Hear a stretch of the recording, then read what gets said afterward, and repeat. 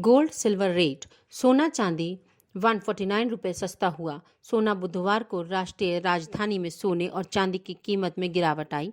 राष्ट्रीय राजधानी में आज सोना 149 रुपये गिरकर 44,350 रुपये प्रति 10 ग्राम तक पहुंच गया।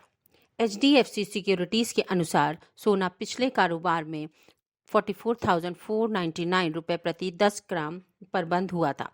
वैश्विक कीमतों में आई तेजी से घरेलू बाजार में सोना महंगा हुआ।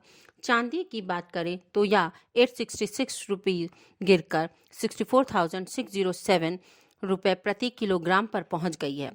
पिछले कारोबारी दिवस में चांदी 65,473 रुपये पर बंद हुई थी। अंतर्राष्ट्रीय बाजार में सोना 1729 डॉलर प्रति ऑन्स पर पहुंच गया, जबकि चांदी की कीमत 25.12 डॉलर प्रति ऑन्स रही। उत्तर प्रदेश के मेरठ जनपद में एक युवक को रस्सी से बांधकर पीटने का वीडियो सोशल मीडिया पर वायरल हो रहा है। वीडियो में कई महिलाएं और पुरुष युवक को रस्सी से घसीटते हुए नजर आ रहे हैं। SSP अजय सहानी ने इस मामले में जांच के आदेश दिए हैं।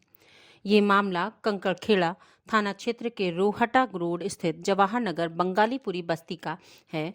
वीडियो मंगलवार को सोशल मीडिया पर वायरल हो गया था। वीडियो में कुछ महिला और पुरुष एक व्यक्ति को रस्सी से बांधकर सड़क पर मारपीट करते नजर आ रहे हैं। आरोप है कि बेटी से छेड़छाड़ पर युवक की पिटाई की गई।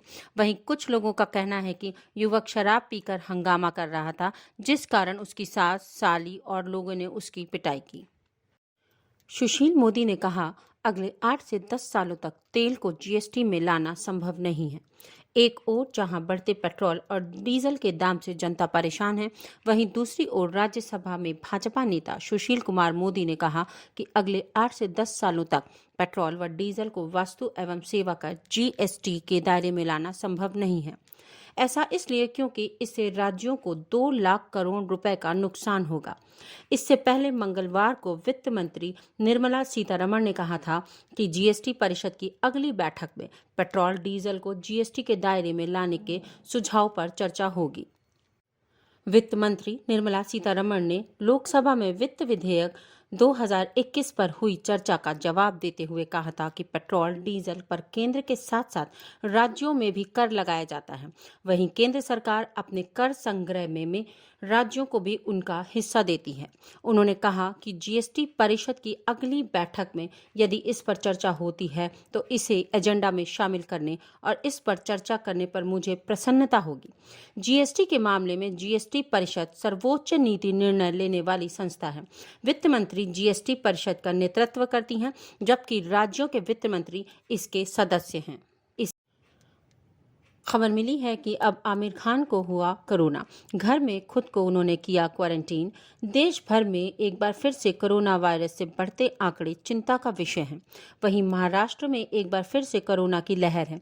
प्रदेश में आए दिन हजारों नए कोरोना संक्रमित सामने आ रहे हैं।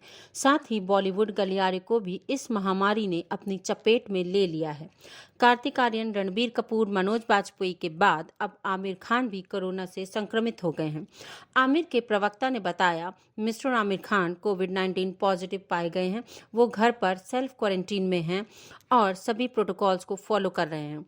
वह पूरी तरह ठीक हैं। वह सभी लोग जो पिछले दिनों उनके संपर्क में आए हों, कृपया जरूरी सावधानी बरतें और अपना टेस्ट करवाएं। आपकी दुआओं के लिए शुक्रिया। भारत के 18 राज्यों में मिला कोरोना का नया डबल म्यूटेंट वेरिएंट प्रतिरक्षा तंत्र को चकमा देने में है सक्षम। भारत में कोरोना वायरस एक बार फिर से तेजी से पांव पसारता नजर आ रहा है। देश में पिछले 24 घंटों में 47,262 लोग कोरोना से संक्रमित हुए हैं। इसके साथ ही यहां कुल संक्रमित लोगों की संख्या 1,17,00,000 से अधिक हो गई है। इस बीच स्वास्थ्य मंत्रालय ने भी एक डराने वाली बात कही है। मंत्रालय ने बताया कि देश के 18 राज्यों में कोरोना वायरस का एक नया डबल म्यूटेंट वेरिएंट मिला है। हालांकि मंत्रालय का यह भी कहना है कि अभी तक के आंकड़ों से यह स्पष्ट नहीं हुआ है कि देश में कोरोना के बढ़ रहे संक्रमण और वायरस के नए वेरिएंट के बीच कोई संबंध भी है।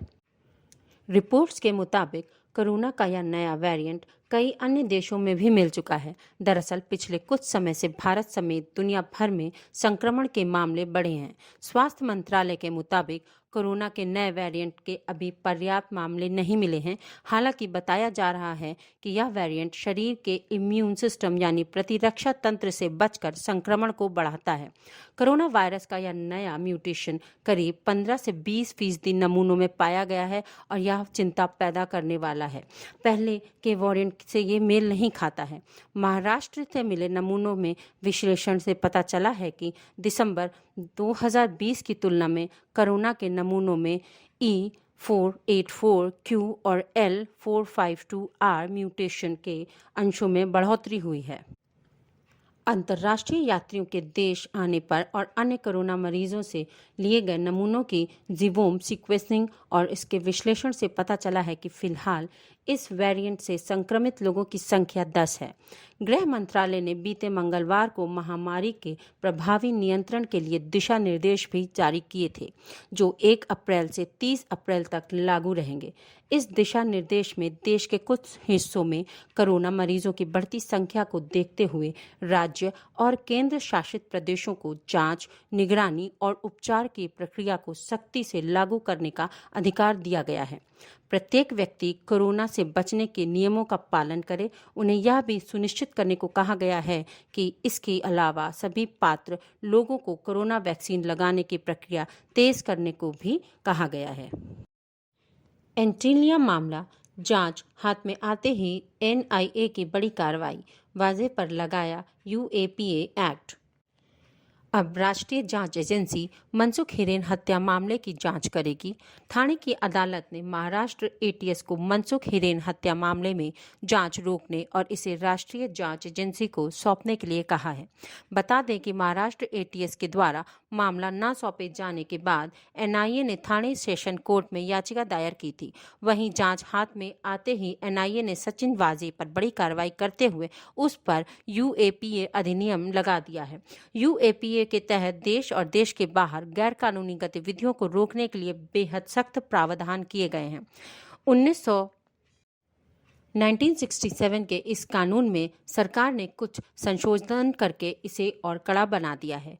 यह कानून पूरे देश में लागू होता है। यह कानून राष्ट्रीय जांच एजेंसी NIA को अधिकार देता है कि वो किसी तरह की आतंकी गतिविधि में शामिल संदिग्ध को आतंकवादी घोषित कर सके।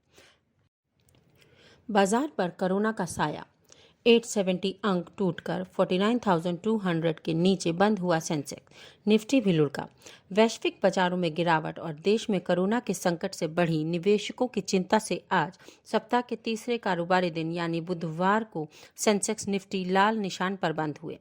बॉम्बे स्टॉक एक्सचेंज का प्रमुख इंडेक्स सेंसेक्स 871.13 अंक यानी 1.74% नीचे 49,180.31 के स्तर पर बंद हुआ। वहीं नेशनल स्टॉक एक्सचेंज का निफ्टी 265.35 अंक यानी 1.79% की गिरावट के साथ 14549.40 के स्तर पर बंद हुआ। बीते सप्ताह BSI का 30 शेयरों वाला सेंसेक्स 933.84 अंक या 1.83% टूट गया। आज 50 दिनों के बाद सेंसेक्स ने आज कारोबार के दौरान 49,200 का स्तर छुआ। बंगाल, दीदी ने PM मोदी को कहा झूठा। यूपी से तिलकधारी गुंडे बुलाने का लगाया आरोप। पश्चिम बंगाल की मुख्यमंत्री ममता बनर्जी ने बुधवार को विष्णुपुर में एक चुनावी जनसभा को संबोधित किया। इस दौरान उन्होंने प्रधानमंत्री नरेंद्र मोदी व भाजपा पर जमकर निशाना साधा। ममता ने PM मोदी को झूठा बताया। उन्होंने कहा कि प्रधानमंत्री नरेंद्र मोदी जैसा झूठा कभी कहीं नहीं देखा। यही नहीं, ममता ने यह भी कहा कि भाजपा बंगाल में यूपी से तिलकधारी गुंडे बुला रही है। Subscribe to our YouTube channel News DNN by clicking the bell icon. Don't forget to like, comment and share.